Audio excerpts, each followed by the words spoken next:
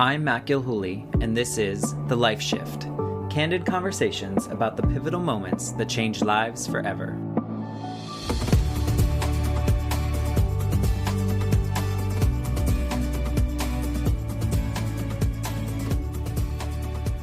My friends, I am here with a longtime friend, Becca, who I haven't seen in a long time. A long time. It's been a long time. Becca and I used to work together at a school here in Orlando, which you've heard me say on a couple of other episodes. But I will say, honestly, friend, you are the reason that I was able to have success in that school. Because I came in as like a 28-year-old, never taught, didn't really understand what was really going on. And you were there as the like cheerleader, but also here's how you do it. And I'm going to help you through it. It wasn't a competition. It wasn't anything like that. So I thank you for that. Well, we were both babies, I feel like. So it's, I think just remembering back to those days, I think we were both figuring it out together. And back at you, you were teaching me anything and everything I could know about business, which I didn't really know much about when I was teaching. So we had a good time when you were there, and then you left us for bigger and better things. And I am in awe of the journey that you've taken since we parted ways. And I'm excited that you are willing to share your story, because I know there's a lot in your story. And on this podcast, I've had the opportunity to talk to people about these intense, pivotal moments that have really kind of shifted the entire existence, like their whole life kind of shattered. And they were like, how do I put this back together? What do I do? Mm-hmm. And I feel like you had a convergence of many things throughout your life, actually, but like in different moments of time. So maybe you can just set the stage of kind of just who you are, what's going on, what your life has been like up until maybe one of those major points. Yeah, no, thanks for asking that. I think, it's so interesting because I feel like rather than just like the one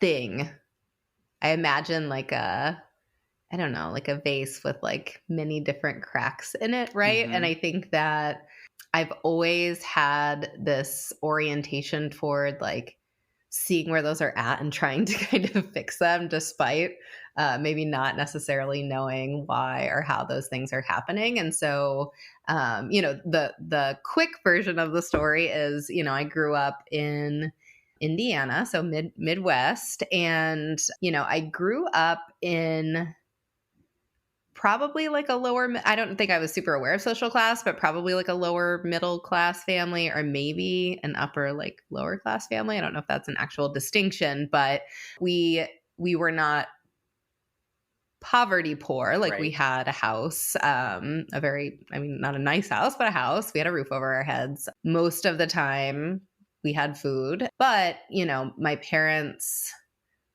worked. My mom was a nurse and my dad was a social worker, and they worked opposite shifts. And like, it's one of those things where you're not making meaning of it, like, right, when you're a kid growing up in it, but like looking back at it as an adult, I'm like, no wonder it probably wasn't the most like functional household. Yeah. Like, they never saw each other, even when they were married. They were taking care of us, trying to figure out, dealing with their own things that people deal with as an adult. So anyway, I grew up in a sometimes stable home, I would say. It wasn't completely unstable. It was not completely stable. It was a sometimes stable home. Do you feel that you were aware of that at the time? I don't think when I was really little, but definitely as I got a little bit older. I think like once you get to that place where you're like having sleepovers at like your friends' houses and stuff, and you're like, oh, like this is not what my experience is like at all. It's like, until you have like, I guess, a context or a point of comparison, you don't really know. It's just like your life. So, and I think about that with my own kiddo now, because I'm like, this is just what you think life is. Like, that is wild to me. So I don't think I was super aware of it, but I did I mean, the early years are hard to remember, I think, for all of us. But, I mean, I definitely have, I think I spent most of my like childhood and my growing up as I became more aware of my home life conditions and the sort of kind of like dysfunction that was happening there. I think I spent a lot of time, and this is something that sticks with me to this day, like really trying to like pass in some ways as like coming from something that looked very different than what I came from. Right. So like, I got a job when I like when I was 14 or 15 because I wanted to be able to like buy clothes that like my mom and my dad like wouldn't buy for me. Like I wanted to be able to like, I just like didn't want to stick out. I just like, yeah, I just like wanted to, I just wanted to belong, right? I mean, I think everyone wants that to, to a certain extent. And I have this memory, and I've like actually written about it before. And this is maybe like the first time, and maybe it, I don't know, fed into that, but I must have been like first or second grade, and I was in line. I had these, I don't know, do you remember Alf? Yeah, of course. Like that show, Alf? Yeah. So I had these like high top sneakers that had Alf on them. They were cool. And I remember I was standing in line like you do in elementary school, to go to the bathroom or something. I don't know. They put you in lines for everything. So where were we going? I have no idea. But I remember I think somebody said something, or my teacher said something like, those are really cool shoes, like Alf, like I love that show. And I said, oh, like, yeah, I really like them. I just got them at Goodwill. And like, I didn't, like, to me, Goodwill was just a store. Yeah. So like, I just said it. And my teacher pulled me aside at some point shortly thereafter and was like, you probably shouldn't tell people that you shop at Goodwill. And, it's not like you're just like in first or second grade. So I'm like, okay, I did something wrong. Like my teacher just told me I did something wrong. I'm like, I truly did not know it was wrong. Right. And so I think that I can think about experiences like that where, it was just like, oh, okay, like this is happening, but I don't want to, present in that way or whatever. Yeah. I hope that teacher regretted saying that, because it's like introducing shame to a kid. Yeah. But it's like, did she like probably think she was doing something nice though, right? Like, I don't think it was like ill intended. I think it was like, I think I'm protecting her by telling her like you probably shouldn't let people know that, right? Like one of those sorts of things. And I'm like, wow, how many times in our lives do we say things that are probably just like a small little thing you never think about again? And like, here I am at 40 years old. Like I have this distinct memory of being like, oh, I guess you don't tell people everything, and you have to curate in some ways, like a version of yourself, whether or not it's true, to present. And so I feel like much of my like childhood and adolescence was that. I mean, I think I did well at things because I got really good at being the person that didn't need to feel like ashamed of things. Like I was like, I'm going to get good grades. I'm going to. Did you feel the need to like prove something, or was it more to pretend or to feel like you fit in? Yeah, that's a good question. I don't think it was about proving something, or if it was just to myself. I don't think it was like, but I think it really was like and looking back, it's so interesting because I'm like, I feel like it probably kept me from, it's like I always describe myself as like, I was pretty good at everything. I wasn't really good at anything, but I wasn't bad at anything either, right? Like everything was this kind of like, I want to be in like the top 10, but I don't want to be number one. Right. It's like, that's too much attention. And then people might start looking behind the curtain sort of thing, right? Like I want to be really good, but not like the best. Right. And so, I found that to be kind of my place. And I think, it's like, what if I, I don't know, what if I would have open myself up more to like failing, or open myself up to, more to like being in that authentic space. But also I wouldn't like change anything because all of those experiences have made me who I am. But, I got really involved in like music. I played in the band when I was in junior high. And then once I got to high school, I was like marching band, doing like theater, doing all of the like the music stuff. Like those were my people. And, just like lived a pretty happy existence where I was like hiding a lot of things from a lot of people. Like there were very few people with whom I think I actually had, like looking back, that I had really authentic relationships with. And I think it's just because I didn't have an authentic relationship with myself, if that makes any sense. It's like, it's not their fault that I wasn't, but I did have a boyfriend in high school. We were together for a few years. And like, I think he saw behind the curtains enough to like really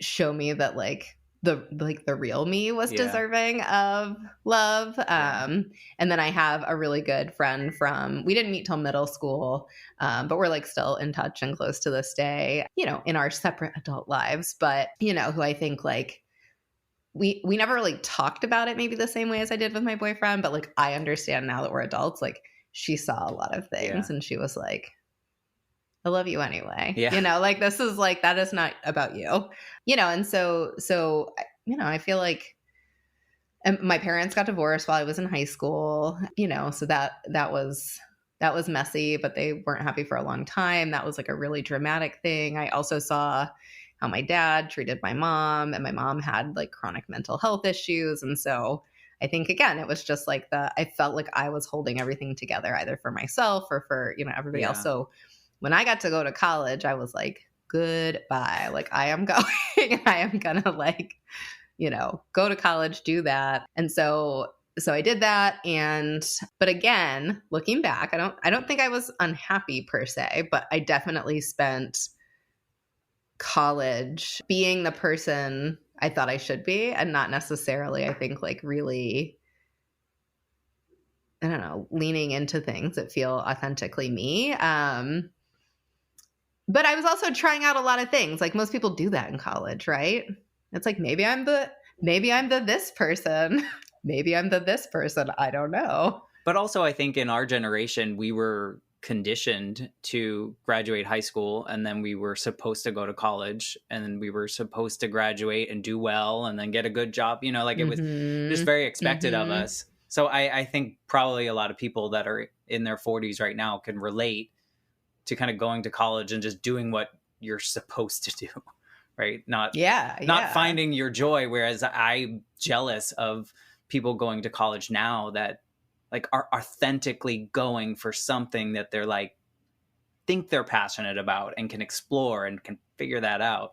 Oh my gosh, the stuff they know. I mean, I work with college students every day. The stuff they walk in knowing and having language for. Right. I'm like I am a scholar of environmental justice now. I didn't even know that phrase until I was probably 25. Like, and they come in and they just like, they know those sorts of things, right? It is a really different world for sure. Yeah. But they're a product of, not to age us too much, but they're a product of the internet as well. So they grew up always having the internet, whereas you and I had to go to like an actual library and use the Dewey Decimal System and those things. So, you know.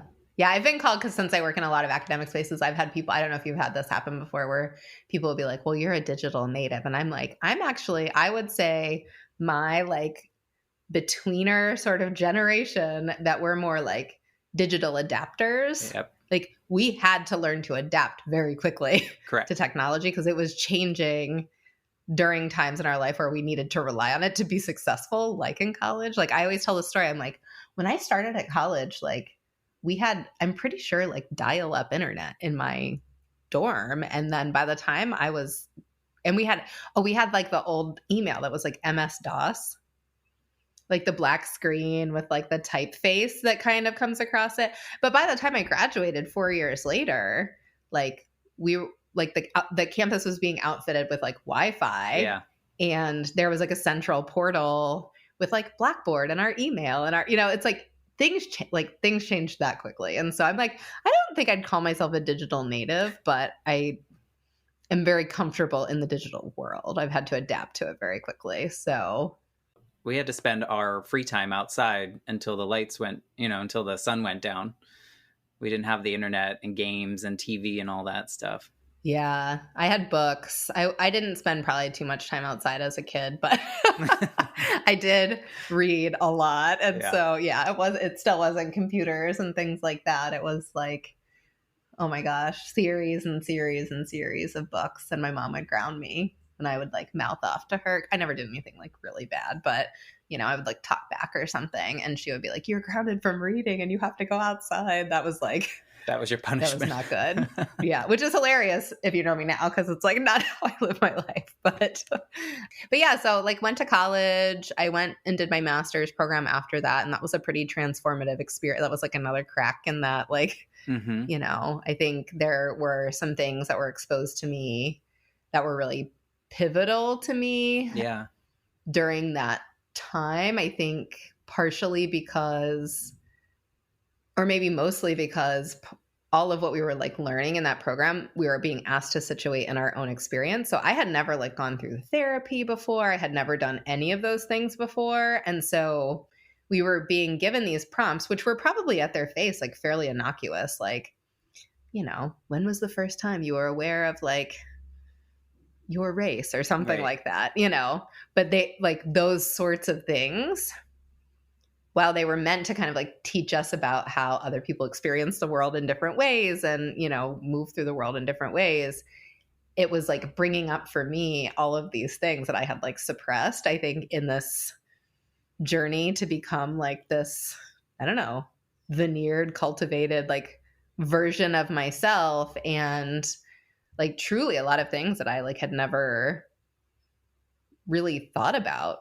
since they happened. Like they'd been like tucked to, I always think of like the movie Inside Out, how they have like the marbles and like they get rid of the marbles sometimes, but then they come back out. And, I feel like that movie is so smart because it just feels very like, oh yeah. So a lot of my marbles were coming back out, I guess I should say, like during my master's program. So when you say the cracks, you're saying like the cracks in kind of that mask you were wearing. Yeah, yeah. I think like going back to like was there one pivotal life shift? No, but there were like all of these mini, like mini fissures, I guess, in like a vase or something, I guess is what I'm thinking of. And that was definitely one of those. And it was a bigger one of them. Yeah. Because it forced you to almost do therapy on your own through your assignments. Yeah. Which I can relate to. I mean, that something like that, we had to write some narrative piece in high school, and it was 8 years after my mom died, and that was whatever it was that we had to write. Wow. I couldn't go to school the next day. Like I had a legit breakdown. So I can relate to like something that's seemingly so simple changing and affecting you. Yeah. Oh, that's interesting. And like that not being like, gosh, now I put on my educator hat and I'm like, I hope I'm not doing that to anyone intentionally because, I guess you can never really know what is going to be that thing for someone. Well, to the point of your first grade teacher, you don't know that one little thing. And it doesn't, like a couple stories that people have shared here, like their pivotal moment was literally picking up a piece of mail. Like you don't know what that one thing that's going to like trigger everything else. So I wouldn't worry about your assignments. Yeah, because that's like a whole different rabbit hole to go down for sure. Yeah, so then after that I moved down to Florida, and that was like another moment I was like I did not know it at the time, but looking back, probably like a somewhat mentally abusive relationship. And I also was basically severing ties with my dad at the time. So I like moved to a new state, a new part of the country, really, was in this fairly toxic relationship. And all of this stuff was happening with my dad that was basically bringing us to the point at which we stopped speaking, and to this day haven't spoken again. And so that was in like 2005 or something. So, some big things were happening in life. And, I really but I had a good job, so I was working at a college in Central Florida, a small college, and I had amazing coworkers that, became friends and mentors and people who believed in me and like just kept me on my feet during a time in my life that like, had I not had that, things would have probably fallen off the tracks pretty easily. Was it creating more cracks, or were you kind of gluing them as they were happening? I think I was gluing during that time. I think there was a lot of like recovery, healing, like building back up and building into like a new form of my own identity that felt, it probably looked from the outside like maybe a little rebellious, but I think it was me being like, I'm like not about that veneer anymore. Like I just want to be who I am and like take it or leave it. And like that very like young to mid 20s sort of like, I think vibe of, I was like, I have done that and I was good at it, but Yeah. like I want to be vulnerable in relationships and I want to be authentic with the people that I'm talking with. And it wasn't that I was purposefully not being that way before. You were protecting yourself. I was protecting myself, and I don't even think it was a conscious thing, really. And so it's interesting because I feel like so many of my close friendships are from like that time on, Mm-hmm. and I don't think it's the fault of anyone I was friends with before that. I think it was honestly like I would have never let anyone in enough to be the type of friend that I have with my friendships that are from that point on in my life. Because everything fell apart. Like everything falls apart and you're like, Oh, yeah.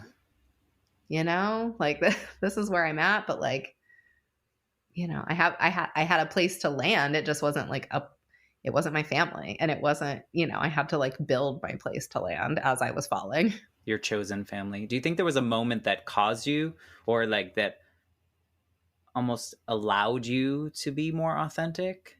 Was it splitting, like kind of splitting from your father and feeling like that weight was gone? Or was there anything that you feel that made you feel like, okay, now I can do it, that you didn't do it before? That's a good question. I don't know. I like, was it that split? Was it the like coming out of, so part of how what everything I was going through my master's program manifested was I developed an eating disorder. So I was like kind of coming out of that. So I had like started some therapy around that time too. So I think I was just developing the tools to like become a little bit more self-aware. Like this toxic relationship ended, which was really good. Like, and so I think there was a lot of, but that also necessitated because it was like, okay, well, I only make this amount of money. And like, that means I only have this amount of money for rent. So like, I have to, like, I didn't have like a nest egg to fall back on. It was like, I either need to get paid enough to do this or like, I don't know, I'm going to not have a house or an apartment or whatever. And so I think it was just like the necessity. It was the first time I wasn't in like a curated environment. It's like, in college, you're Protected a little. Yeah, you are. I mean, like it's scary in a lot of ways, but you like I lived in my sorority house and like, like I didn't have to pay electric bills and things like that. And like when I was in my master's, I was like a little bit more independent, but I had a roommate that was someone in my program. We lived in our apartment for like the 2 years we went through our master's program, and like, I mean, our rent was so cheap. I think it was like $500 or $600 a month, and we split it. So like, it was like I hadn't really had to live like super adult. Like I'm on my own. I don't have like a financial aid office to go to anymore to like, beg for help, etc. It was like this is like a sink or swim sort of moment here. And so yeah, I don't know if there was like a specific moment, but I think it was just the convergence of all of these like all these little cracks kind of like meeting up into a moment that things pivoted or shifted. And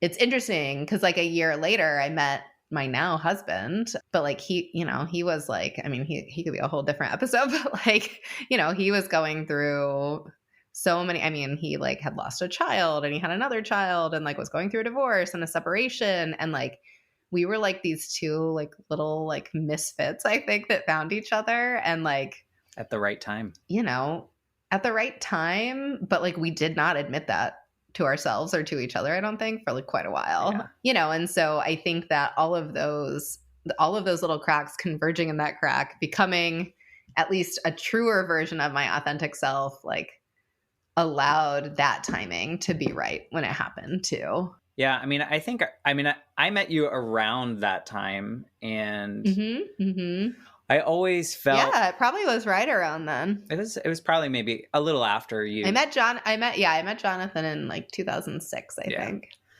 I just always saw you as someone that was living their authentic life. Like they were purpose driven, or you were purpose driven, not they. You were doing your thing. And I always looked at you like, because I wasn't there yet, like in work life, I felt like I was pretending. In my personal life, I felt like I was pretending. There was a lot going on, and I would just look at you. And it's interesting to hear this story of like how you grew up, and you had that mask on, and you were kind of living this dual life, like your home life, but also like your performative life that people see you as. But when I met you, that's what drew me to you. I don't think it was on purpose. I just think I saw you and I was like, man, she's living that. I don't know if you were at the time, but that's like how you can be weird and you can also be awesome. Yeah. And it wasn't even that. You were always so seemingly confident in whatever decisions you were making, whether that's true or not, don't know. But it always felt like there was a reason why you were making those decisions, and it was heartfelt, and it was on purpose.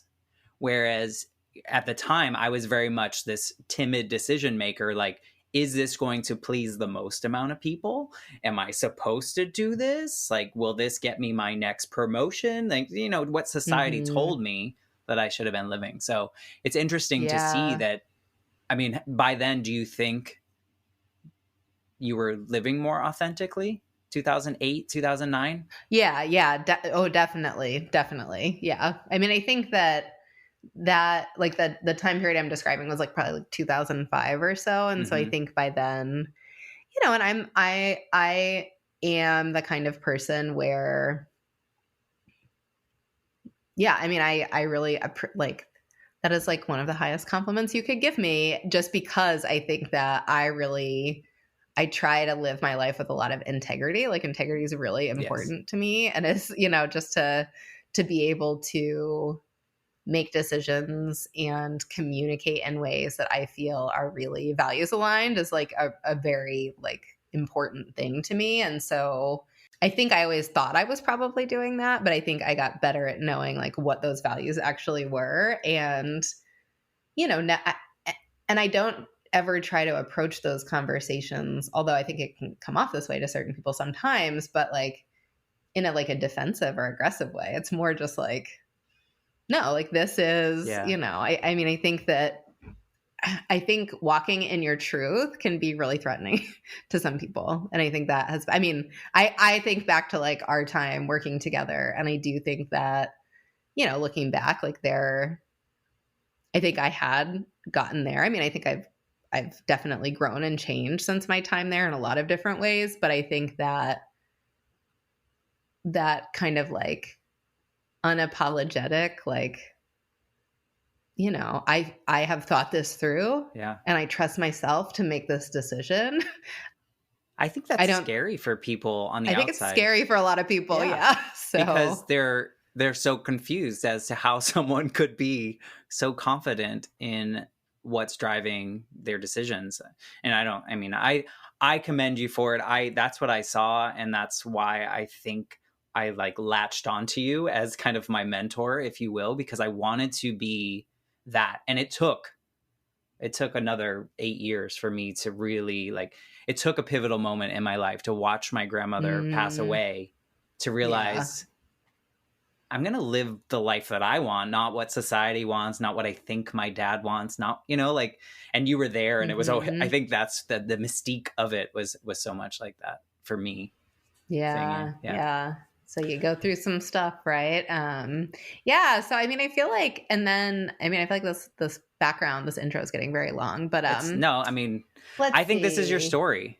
I don't even. I mean, I think we're getting to these moments, and so because it's like, how do you describe something that was like pivotal in the last few years without like, I don't know. So I guess setting the scene of like all the little things that led to like that being. Well, and for you in particular, that impacting you the way that that it did. Exactly. Yeah. But so, you left Florida to get your PhD and to really start or continue. Well, I would say really start living that life that you wanted to create for yourself. True? Yeah. I mean, that was part of it. And I think the other part was like, I was I was feeling very values conflicted in the environment that I was working in. And so I think for me, it was part of walking in my truth was like, not only like this is like a good excuse for doing this thing, but I actually think I need to do this thing anyway, right? And so, so that brought me up to the Northeast, which was a wild ride, and, lived in New Hampshire for a couple of years. And I found a job out of college in the town that I was working on my PhD in that was like really very well aligned with the things that I had been doing in my career at that point. And so I was able to keep working on my PhD and all of that. And, like my doctoral work, it's founded in social justice and social change. I mean, really, I'm an environmental sociologist and I do work around like farm workers, and you experience some of my like initial things that got me interested in that. But, it was this moment where I was like, wait a minute, I just moved away from the place I could have probably done my research. So what do I do now? And it was like becoming a novice in a new field in a lot of ways, right? Like I felt like in the higher ed space, not like I was like, very well established, but I was like, I feel like I know how to navigate this environment. Yeah. And it was like, oh, this is like a whole new cast of characters, a whole new group of players. And so that was really interesting, and got married while I was living in New Hampshire. And Jonathan was never able to get a job in the town that we lived in New Hampshire. And so he actually, as you know, was like commuting to Waltham. Yeah, he was commuting like 2 hours each way a day. He would leave at like 3:30 in the morning to go to work. And, it was just hard. And so right around the time I defended my dissertation proposal, he found a listing for the job that I have now in Boston. And we moved here, and then something happened that did actually, I think, change my life like very significantly, but not in like an internal orientation way. But we were able to buy a house, and this was like scraping together money. The housing market was totally different then. Boston, I mean, basically within like the 6 years that we lived in that house, we sold it for like twice what we bought it for. And that changed my life. Like as a person who did not grow up with money, like having equity, right?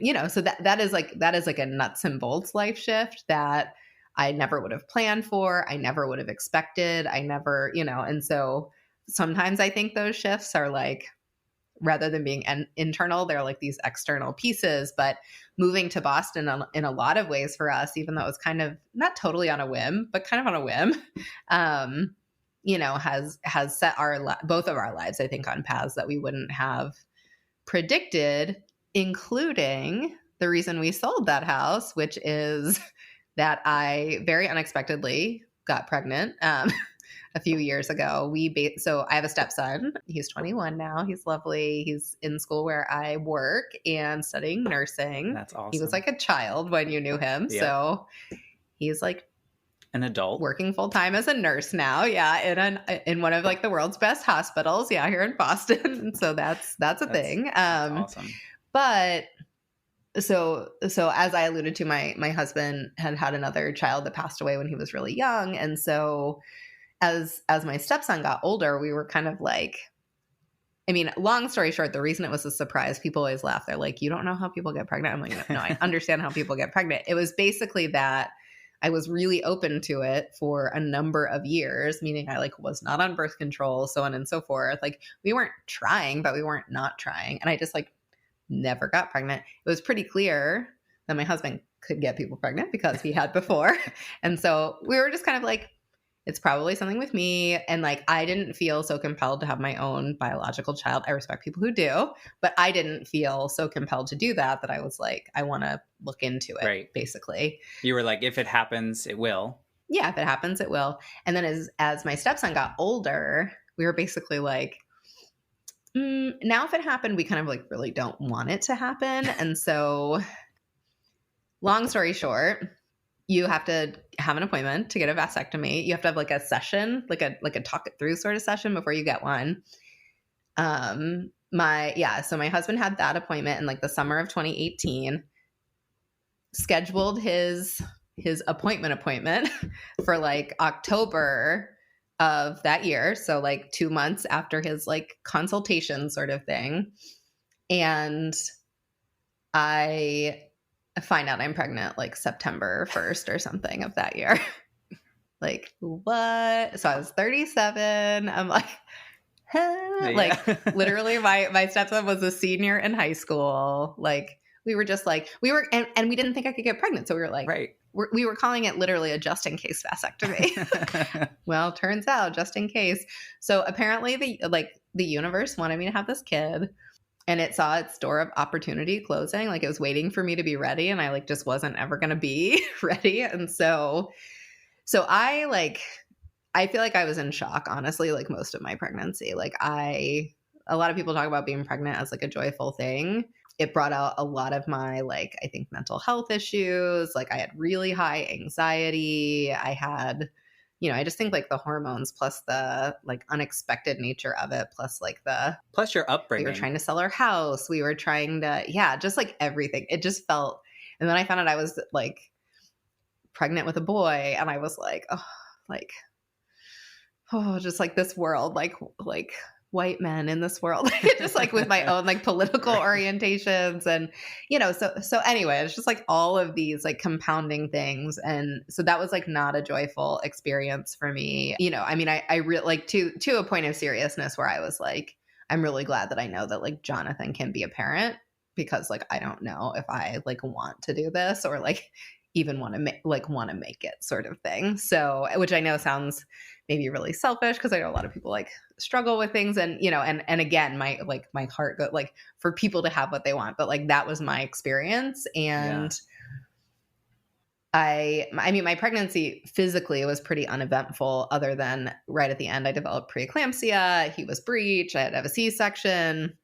Anyway, so I had my son, and right around that time, and I was having all these like kind of untreated like mental health issues, partum, postpartum, so on and so forth. And my mom at the time, she was like pretty sick. She'd gone on oxygen at some point, like during my pregnancy.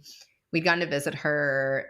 She just really couldn't get around, right? And she'd be like, oh, I'm going to come and like help with the baby. And I'm like, you just moved into a house that's like, it's a townhouse that's 3 stories. And like, you can't walk like 10 feet. Like, I don't think you can actually help.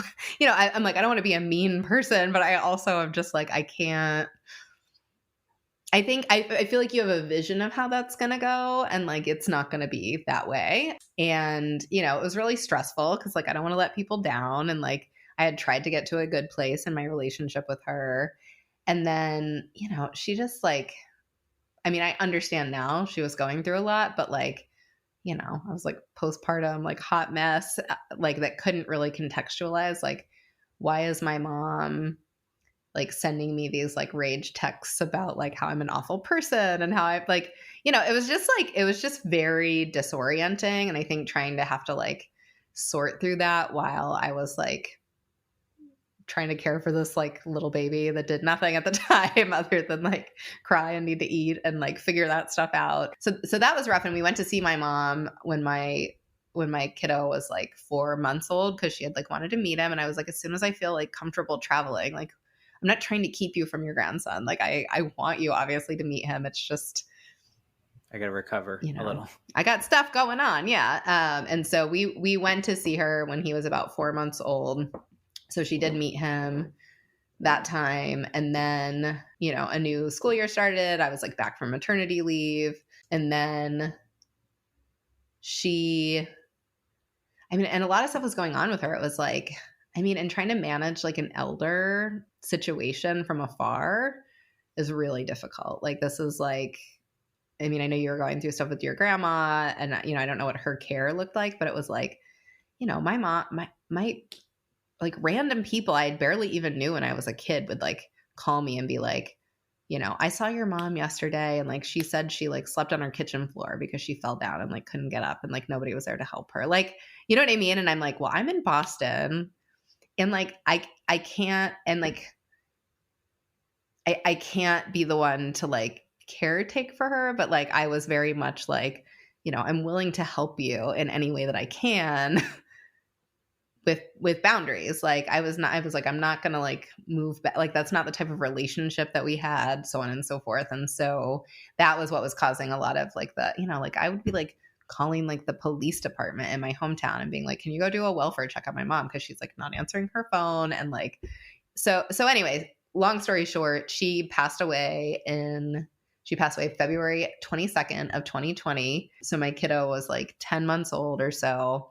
And it was totally unexpected. And it's like, I swear I'm not making this up. It feels like a Lifetime movie sort of thing. But my grandmother, her mom, had been really sick. She was like 85, had been really sick. I was not close with her at all, but had been really sick with cancer. And my mom was doing like the obligatory like daughter thing and like going to take care of her when she could, but she was dealing with all of her own health stuff. Yeah. And basically my mom had written me, I think it was like a Thursday night, and she was like, I'm like driving to Crawfordsville, which was like the town my grandmother was like in care at. And she's like, and I think this is like the end for your grandmother. And again, I didn't really have a relationship with my grandmother. So I think I said like, I'll be thinking of you as you go through this. And like, I'm really sorry that this is happening. And like, I hope that, you feel as at peace as possible as, whatever. And she texted me back like, thanks, baby, or something like that. And I got a call on Saturday afternoon from my mom's like best friend, who's kind of like an aunt of mine. And I've lived in the Northeast so long, I now call people aunts and not aunts. That's so crazy. Anyway, she's kind of like an aunt of mine. And so I get a call from her, and I'm just thinking like, okay, my mom probably asked her to call me to tell me that like my grandmother passed away and whatever. And she called, and I'm like, oh, hi, like, are you like calling to tell me about this? Like mom had texted me like when she was on her way there. And she's like, yeah, your grandmother did pass away. She's like, but that's not what I'm calling about. I'm calling because like your mom died. And I'm like, what? Like, it was just like what? And so you're just trying to make, I was just totally like I'm like, what do you mean? Like, I'm like, wait, did my grandma die or did my mom die? She was like, they both died. And so basically, long story short, my mom had been found like in her house. So she had come back. She had been by her mom's side when she passed away at like 2 a.m. on this Saturday, had like driven back to her house, which was like an hour-long drive probably. And like at some point a few hours later, like somebody found her in her bedroom. And so did they have COVID? Probably. Like I'm like, yeah. So, I mean, this is like one of those things. It was like 3 weeks before the world went into lockdown, right? And we know now like this was spreading, and it was particularly spreading in these facilities, right? And so, I mean, maybe it's just a really weird coincidence, but it also feels like, 2 people with really poor health dying within like hours of each other. And you just find out that these 2 people died, and do you feel that kind of, I don't know, did you feel that because of the last couple months of you talking with your mom and her wanting to come out and you saying no, and then her being sick and all these things, was that weighing on you too, to add to the postpartum and everything else that you were still battling? Oh yeah, it was all just like it was just a mess. And honestly, like, to this day, I feel really conflicted, and I don't know if other people can resonate with this or you can resonate with this. It's like, of course I feel like grief that she passed. Like that is obviously like, I know that I had good moments with my mother, right? And now that I am, a mom to my own kiddo, and I have my stepson and everything, like I know that these relationships are really complex, but also I felt like relieved in some ways. And maybe that sounds terrible to say, but it's like, she wasn't living. I mean, I don't get to judge if somebody's life is good or not, but like, I don't think she was living in a way that like felt like a joyful way to live. Right. And so part of me, and it was like, we were getting to the point where we were like, we're going to need to try to sell her house and get her into assisted living. I'm like, you can't be sleeping on like your kitchen floor. Like, this is not a thing, so I feel like, so part of the guilt is like, maybe some of the relief is like, what were we going to do? But I really do think a lot of it is, just like, she yeah, it was like a really rough life. I mean, looking back now, I'm like, she had a really rough life, in a lot of different ways. And I Yeah. think I can see her in a different way than I saw her in our own kind of like mother-daughter relationship. But yeah, so she passed away. We went to Terre Haute, like cleaned out her, like I was the executor. I mean, really all she had was her house, but like, there's like a lot after people pass away. And we got back from being in my hometown. We got back to Boston, I think on like March 1st or March 2nd of 2020. And then, yeah, like a week or two later, like the world went into lockdown. I had a 10-month-old. My mom had just died. We'd had this really complicated relationship, and daycare shut down. Everybody was in that place of like, do I need to wipe my groceries off? Like, am I going to is this thing like Ebola? Like, what is this? And that was scary. And yeah, I just like, I don't know. And so probably in like November or so of 2020, so like 6 or 7 months later, my little one had like gone back to daycare, so on and so forth. And I just had this moment where I was like, Matt, I don't know if you've had these moments in your life, but I was just like, so like, I mean, obviously like I put on weight when I was pregnant. I like, but I think I did the thing that I don't think it was unique to me. Maybe it was, but like I was like drinking a lot at the beginning of the pandemic. Like I was like not eating the healthiest. I like just was like, I think we were all just like trying to cope and like I was just doing the things that make me feel comfort. Right. Mm-hmm. And it got to be like November or so of that year. And I was like, I cannot like live my life like this is not a good direction for me. Like I really think I had like gotten to a place where I had like strayed far from the things that like, I don't know, feel like that authentic me. And so, yeah, I had this moment that year where I was like, if I don't change something, nothing will change. Like I just remember saying that to myself. Like I can feel all these ways about something, but if I don't change something pretty dramatic about like the way that I'm like I was still very functional professionally, but like I was like, I don't think I'm being the kind of like I kind of came into motherhood believing like you got to put your own mask on before you put your kids on, right? In the airplane. And I'm like, I'm not putting my mask on. Like this isn't, I don't want to go down this path. And so, I think that since that point, which was, a pretty pivotal point for me, like really trying to. Do you think there was something that triggered it? I don't know. I think it was a whole bunch of things. I think it was just like, look, like you get to that point where you like look in the mirror and you don't even recognize yourself, not just physically. I mean, physically was part of it, but like, just like, I'm like, what has happened here? Like we really need, and I don't think you were alone. Yeah. I think I had that moment. Yeah. I think, a lot of us, I think, did that during the pandemic. And at some point, hopefully we all were able to have that moment. But I'm sure that some of yours was extended with the fact that, family members had died right before and you had to deal with all that. And you have a fairly new child at home. That's a whole new experience. Plus, you can't go anywhere, right? You couldn't do anything. So I'm sure there was grief as part of that, whether it was acknowledged or not. That was kind of playing a role in that.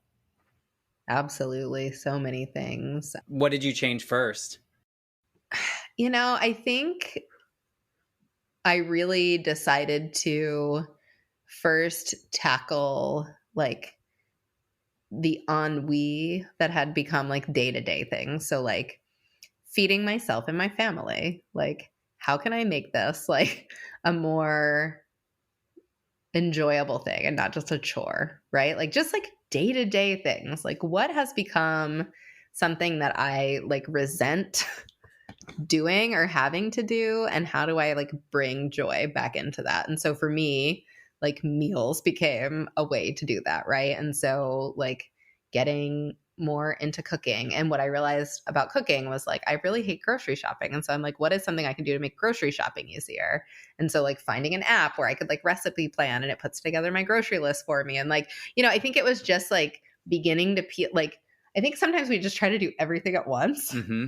It's like everything needs to change. And it's like, no, like what is something I have to do all the time and how can I make that better? Right. Less of a And chore. like we have to, yeah, like we, You have to you eat. know, especially when you have a kiddo, like you have to eat and you have to like feed your family, right? And so how can you make that something that feels like not like monotonous and boring and just like an obligation, and how do you actually like make that something fun? And so I feel like that's where I started, and then like that kind of mindset or approach like began to like percolate into other parts of Yeah. life too. You know, I was still like running and exercising and things like that because that's been like a part of my routine, I guess, as an adult, but I was like not just going through the motions anymore. Like I It's was like, purposeful. cool, I'm going to like try this new thing, or I'm going to like work towards something, or yeah, it felt more purposeful again. And so I think it's, again, it was just like examining like what am I doing? I mean, the other thing that helped was like I stopped drinking so much. And I do think that helped me. You know, I was like, I still want to be able to enjoy a beverage and whatever, but I was like, you know, like once or twice a week drink it is probably okay. Like I probably don't need to be drinking like every night, like a full bottle of wine every night. And, you know, so I think it was just like setting some of those boundaries and then like seeing those adjustments work out, and just it made me feel more present like with my kid. It made me feel more present with, you know, just myself and my family and my friends when I was able to start seeing them again and, you know, and all of that. And so I think that has been you know, and I've like since then started like a gratitude journal and just like really trying to like focus in on, again, we have one life to live. You have to do a lot of stuff as part of this life, at least in the society we live in now. So how do we make that purposeful if we can? Right. Yeah. So looking back at the whole of the pandemic and the lockdown and all these pieces, is there any part of you that's grateful that you had that time or you were forced into that time? Or would you have rather just like, you know, going through that, having the child, he's 10 months, your mom dying, your grandmother dying, taking care of that, and then jumping right back into that everyday grind?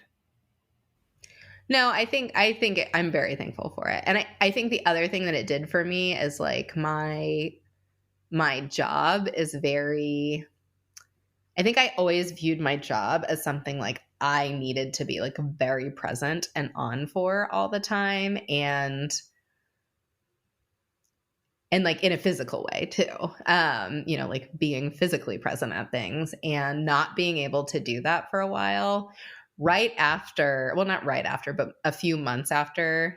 I mean, I think maternity leave was actually really good for that. Like I was gone for 3 months and like things didn't fall apart, and like turns out I was still relevant when I got back. Like that wasn't that big of a deal, right? Like, and I think that was a really good lesson. And then to have that, and then like 10 months later go into this like pandemic and basically have the thing that I thought made my job so essential taken out of the equation. I actually think that was really good professionally too, because I think that it helped me flex different mental muscles, both with myself. It helped my team do that. I think thinking about community work in like more expansive ways, and how do we build community in spaces that don't just have to be physical. And it just brought, at least the effect it had at my university, the university I work at now, is like, you know, like I think a lot of us were meeting people that we had never really met before, you know, because it was like there were all these like kind of task forces on different things. And again, it's like, you know, I don't prefer to meet people when we're trying to address an emergency, but like it's a way to meet them. And because everything was happening virtually, that was, you know, so I think both for like the personal stuff, I think the pandemic created a container within which what I needed to have happen happened. But I actually think it did that professionally in a lot of ways too. I would agree. I think a lot of people are coming out of, well, I don't know. Are we out of it? Probably not. But I'm not totally sure. And I'm sure there's a totally different feeling there than there is here about it. We've been out of it since week 4. So it's yeah. good. Yeah. But I think that companies, whether they like it or not, have realized that we can be productive and we can do all the things just as good, if not better, when we have the opportunity to be remote if we need to be. Doesn't mean we have to always be remote. Doesn't mean we always have to be in the office, but that we're capable of persisting through something that's as challenging as it is. So I talked to someone, my friend Morgan, who called this kind of the pandemic and the lockdown the Great Awakening, in which a lot of people, you know, we've talked about it. I think we talked about it before we started recording, but just in the fact that this time has given a lot of people the opportunity to go, is this really what I want? Is this really what serves me? Am I living authentically? Do I care? Right. And so, yeah, I mean, you've been in the space in which you're living what you care for and what you want to do, which is awesome. And I feel like you've always kind of been on that direction, and you know that. A lot of us didn't know that and still don't know that, but we were. I have my moments though, yeah, where I'm like, wait a minute, yeah. But I think it's afforded people the opportunity to at least sit down and go, is what I'm doing right now serving me the way it should? You know, or in the way that I'm serving it? Is it reciprocal? Is there any value that's coming back to me? And so I think that a lot of people will see, when we're out of this 5 years from now, we'll look back and sure, we'll have our hankerings about the things we didn't like. But I think there is going to be some value in this time spent in this weird space. Yeah, absolutely. I think, you know, I mean, it's like, I think about like there was like 10 months or something when lockdown started, and then daycares were closed here for 4 months before they even like reopened. So he was home for 4 months, but you know, that was hard. It was really hard, but also like I got to see things that I wouldn't have gotten to see, you know, and like got to experience things, and you know, but when his daycare opened back up, I happily took him there like the minute it opened.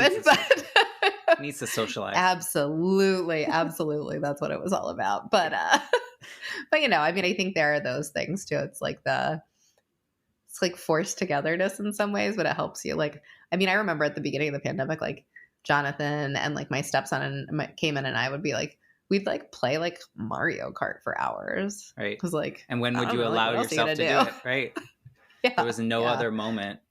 Yeah, I lost my mind for like the first 2 months, and then I somehow found a way to snap out of it, which is good. That's impressive for me. But in any case, I appreciate you coming on here because, you know, a lot of these stories have really been like this one or two big moments, like something like drastically changed. And what I find so interesting about your story, and I honestly, we've known each other for 100 years now, and I didn't know these pieces. I always just thought of you as the person you are now.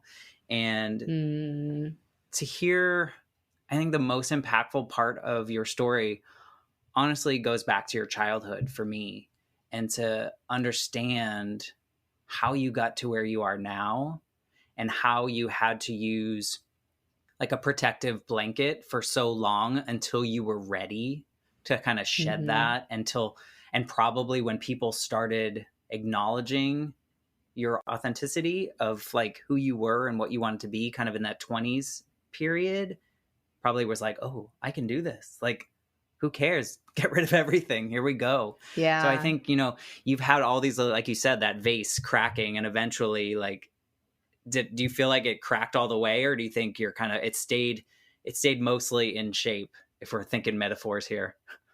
Yeah, maybe it cracked wide open in like a good way. Now I can create like a mosaic table out of it or something, you know? Like I think all of the beauty is still there. I just think it's, you know, and it's ever evolving. It might be a mosaic table for a while and then need to be repurposed at some other point, right? Because it's like that's how it's going to happen. But I do think that, you know, you get to a point, and I, you know, I mean, I think that, not to get too like, you know, woo woo about it, but you know, it's like I have this like little creature that I like did not expect to have in my life. I mean, I told that story, and it's like I feel like every day I'm like, oh, there are ways.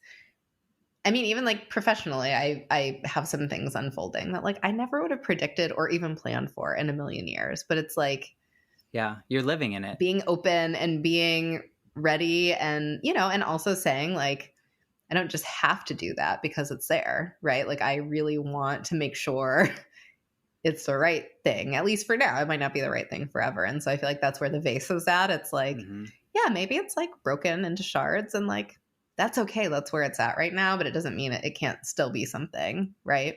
No, I agree. And I think a good way to end this, in my opinion, is that you are now allowing yourself to be really good at something instead of being just good at a bunch of other things. Like you're truly like, I hope so. This is what I want to do, and this is what I'm going to be awesome at. I really hope so. I'm always in awe of you, my friend, and I appreciate you sharing your story. And back at you.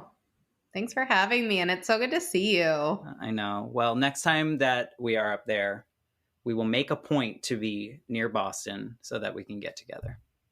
Yes, please. And, you know, it's a wonderful place to visit, especially if you come from that hot Florida summer up to this like beautiful New England summer. So, which is just as hot, by the way, until the nighttime. I beg to differ. I don't know. My dad doesn't. At least have it does air. Cool down at night. It does cool down at night. We do have central air, so I don't have to experience that. But sounds perfect. There's plenty of room. Well, thank you so much, and we'll hopefully see you sometime soon. Yeah, I would love that.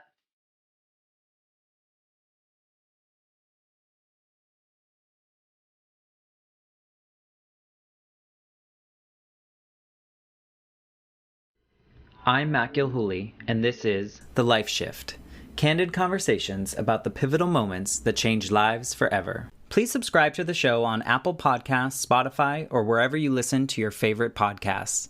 For more information about how you can support the Life Shift podcast, please visit www.thelifeshiftpodcast.com.